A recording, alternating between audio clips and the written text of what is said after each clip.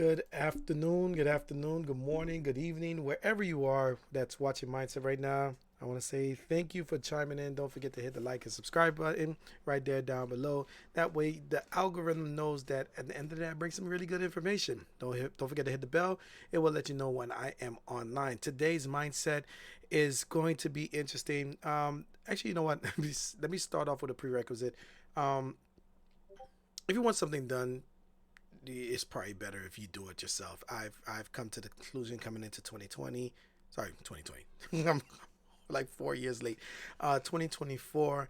Um, it's just not everybody has your best interests at heart when it's all said and done, and I've come to that conclusion. So I'm gonna accept it for what it is. I wanted something great from someone.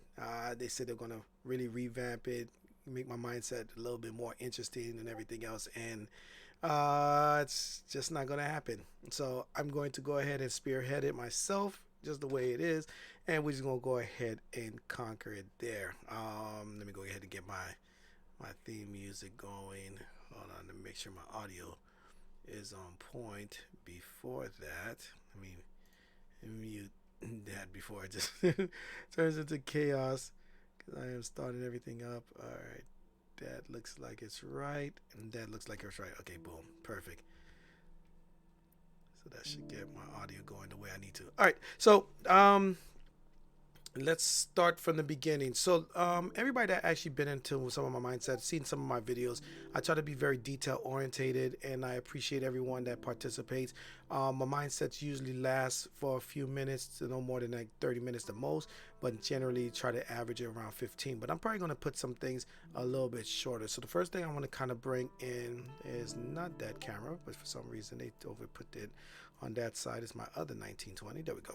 The first thing I want to go ahead and recap is I am going to revamp the structure. That way I have things that's relatively recorded, releases on time, edited properly, and everything else. So this is what it's going to look like going forward. Week one, I kind of did one of those where we do a recap of the month before. What was our success? We did a whole year celebration. We did vision boards coming into this month. And we did a participation challenge, something that kind of engages everybody. If you haven't been to one of my mindsets on Saturday, where we do a participation where everybody kind of impacts how other traders think, I would say by all means, please take a time out and come check out our mindsets on Saturdays at 10 a.m. That's how we kind of get ourselves back to equilibrium before we go into the week, have our charts already prepared and ready, and just conquer the world from there. Week two, on the other hand, is going to be mindset reset, right? So what my goal behind the midweek mindset reset is to be able to hone in on current things that's happening and bringing you back to that equilibrium as close as possible, so that way you can finish the week strong. By then you should have 3 days under your belt. No matter if it's up or down, if you're way too up, I try to bring you down so that way you can be very objective. That way you're not so fearful of losing any profits. But if you're actually down, I don't want you to feel so down on yourself and you can't bounce back. And then the third one is going to be on the third week, practical mindset reset, right? Oh, sorry, mindset awareness. So this is what we're going to be doing today. I'm going to give scenarios, practical things, so that way you can be able to kind of address some of the mindset issues and just look at it from different perspectives, different industries, different ideologies. I'm going to be going in very broad strokes outside of trading and bring it back into trading. So that's going to be one of the fun ones along the way. So I'm going to be getting into that in the next couple of minutes, but I just want to give you all the recap. And then also, week four is going to be a recap with a review of the participation challenge. So the next, actually, I think it's this week, actually, now that I think about it. So we're probably going to be going really hammer. Actually, let me look at my dates, make sure I'm looking at this right. Yeah, this is the fourth Wednesday. That's what it is. Yeah. So this is the fourth Wednesday. So this week we will be doing a recap review of participation challenges. This one, because we have a bonus week and New Year's kind of played that part, I'm actually treating this week as week 3. And then next week is going to be week 4. And we're going to be reviewing what the participation challenge was the before. Now the bonus week is going to be a little off. Like this is an example of a bonus week. We had 5 weeks, so I'm just pushing it. But generally speaking, I will have something that's very entertaining, very similar to what's on week 2, with a blend of week 3, with the practical mindset awareness. So that way it can be something that you can carry on throughout the week. That is my general goal overall. So that said, let me go ahead and grab my notes. We're going to go ahead and get into practical awareness, practical mindset awareness, I should say. And I want to, how could I say this? I want to look at it in the perspective of, so we talk about risk management all the time, right? And I don't want to, take any shots at anyone, or I don't want anyone to feel like I'm taking shots. Stop loss is very important to me, but at the end of the day, there are individuals in the world that can actually handle, psychologically, physically, whatever it is, they can handle doing mental stop losses. I have to have automation. I am not that sound.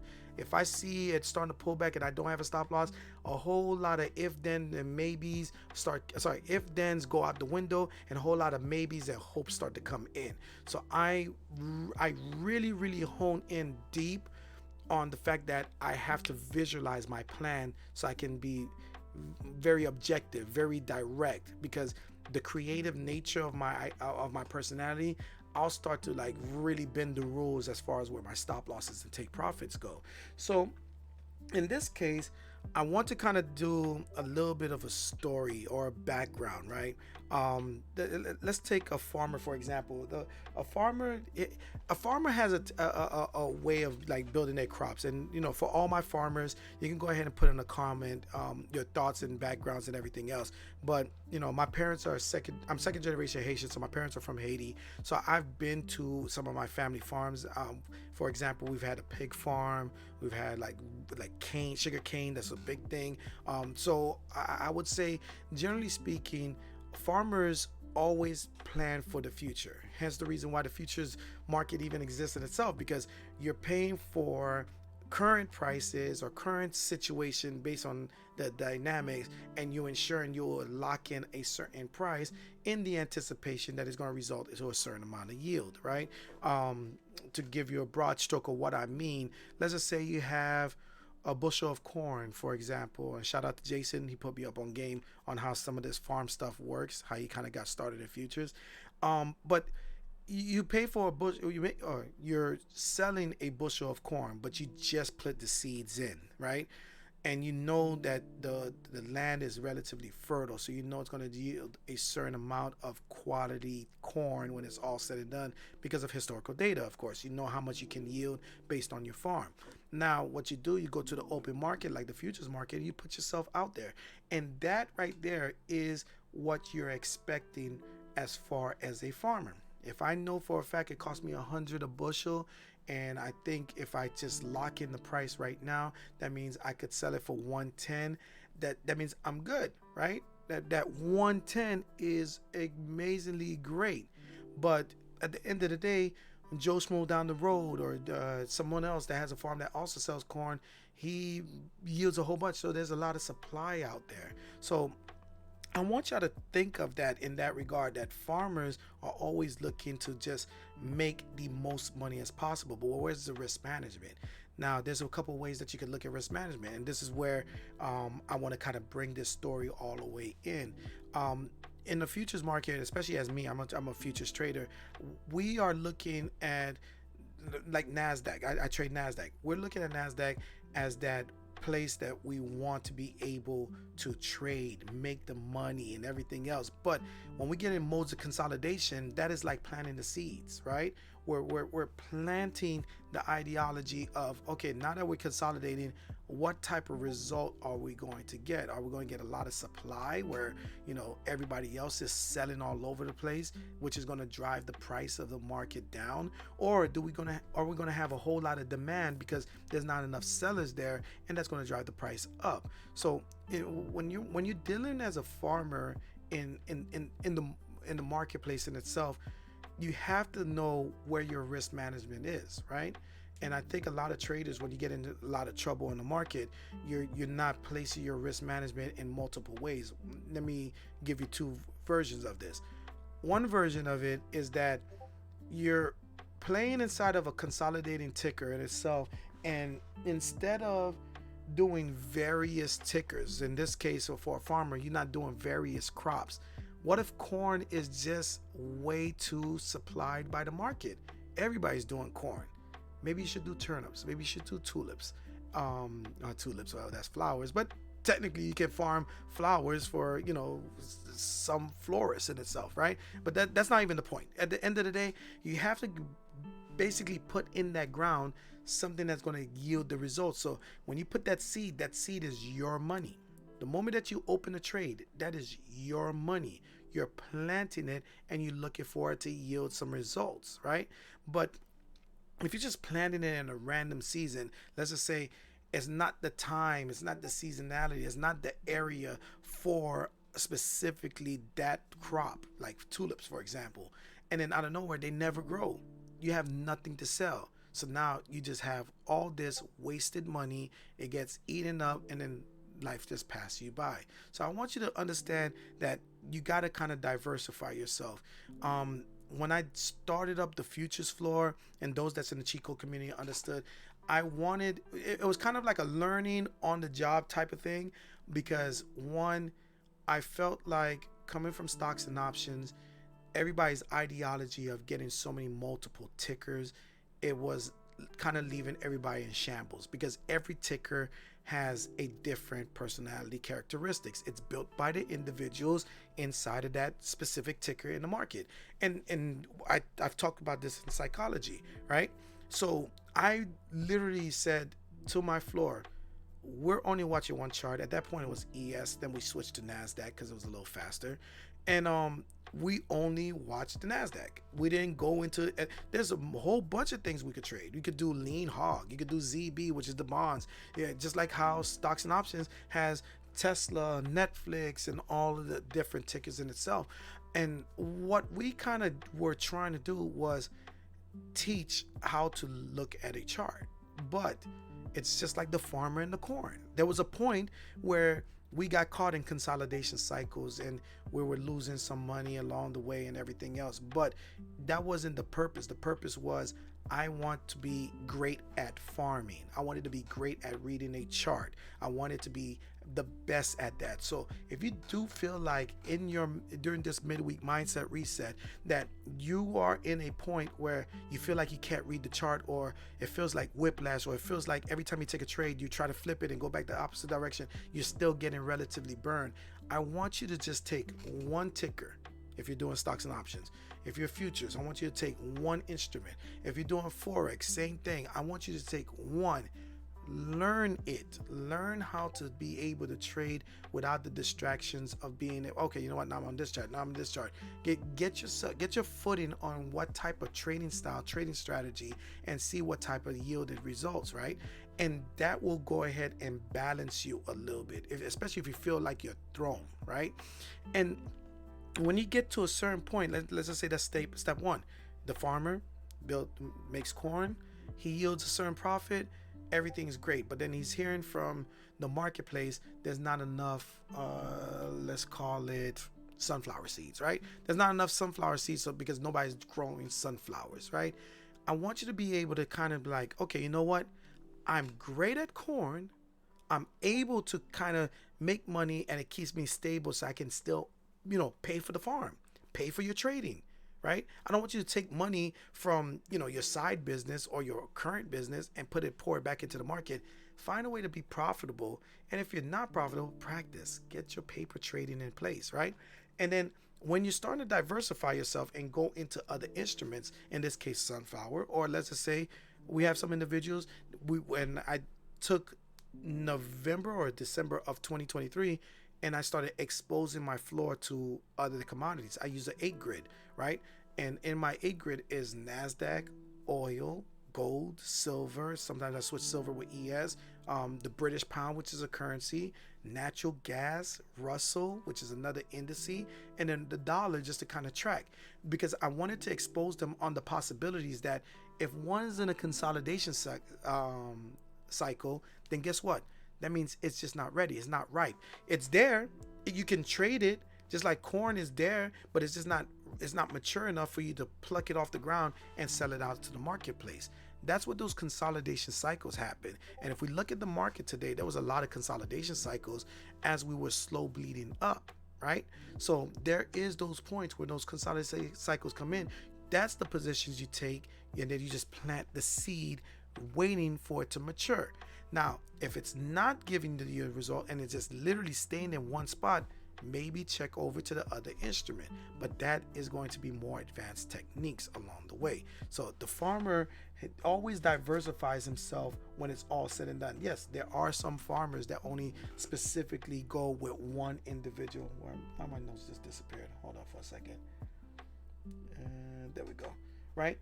So you know what I'm saying? Like we're in NASDAQ's peak right now. January going into like February, March, and then when we get to the summer, it starts to get to a certain seasonality where it's just not going to yield the results. Everybody's going to rotate rotate out of the sector. I'm leaning more maybe healthcare, or maybe they're going to lean more oil. Whatever it is, you got to be nimble as a trader. So if you do feel like the consolidation cycle is confusing you, or you feel like you're being almost like whiplash around the market, try just studying the market and staying out of the consolidation cycles. That way you can be able to focus on when it matures and yields those results. So if you have any questions and you want to go ahead and get a one-on-one with me, by all means, just go ahead and reach out to me, DM me. I could go ahead and set that up. Also, recently, I started doing where I'm doing live trades on my YouTube. So hit the bell button, the like button. You'll be able to see that. My aim is to do it every Wednesday at the open, but life happens, so don't hold me to that at this point. But if you do need a trading floor, I try to be very consistent with the Tuesday and Thursday. That is 8 a.m. to 1:30, and you could go ahead and do that right at chico.com and just join the trading community in our Discord. All right. That said, don't worry about it. Just go ahead and knock it out. You will be able to conquer when it's all said and done, because it's not that hard to trade. What is hard for us as traders is the fact that when we're trading, we're getting ourselves completely wrapped up on the emotional side of it. And it kind of wraps us up into this cycle that we're thinking that we cannot actually trade. And then doubt comes in, and then we start to kind of shake ourselves, and we're putting more barriers in front of ourselves than when it's all said and done. So let me just go ahead and put this up, because we always do this right after. You already know where I'm going to go with this, because I always use this, because this allows us to be very practical inside of our trading. And if you haven't taken the notes to this, look, I'm telling you, it works for most, and it should work for you. But if you don't want to, that's all right. No worries. All right. So self-awareness and emotional check-ins. It's very important. This is where you kind of check your pulse of where you are in the market and where you are as a trader. All right. If you are very angry because something's going on outside of your home or outside of trading, by all means, don't trade. Journaling and reflective analysis. I do have to do my journal. I did hit my goal early in the morning, and I got to write down some of my trades, especially with our new challenge, which I gotta give Neo a little bit of props, because he kind of held me accountable. But we're doing a challenge that we're trying not to go past 5 trades, even as a scalper, which is very, very hard in itself, but it is what it is, right? So 5 trades. Setting boundaries and limits kind of goes back to what we're doing with the community. That way we can be very direct and objective in the market. Maybe you have a boundary that you're not allowed to lose more than $250 in any trade, or $250 in a day, or $250 in a week. Whatever it is, write those boundaries, put it plain, so that way it can be attainable. Educate yourself on market climates. Today's market climate was very, very specific, especially with all the reports that came in, and you could kind of see with the PMI and some of the European stuff with their CPI, right? That played a lot in the overnight, and it kind of carried over into the market. Scenario planning. This is where you write your strategy in, and you make sure that your strategy is sound. Very important that you do that. Don't forget the diversifying diversification and rebalancing your portfolio. That's probably the most important thing, because if you made $1,000, I don't want you to take that $1,000 and put it right back in the market. Take a little bit, take care of yourself, so that way you can be able to conquer on the next level. Also, mindfulness and meditation. Shout out to Theo. He started out with a very, very cool thing at 6 a.m. for us to do some mindset and meditation. I appreciate you on what you do as well.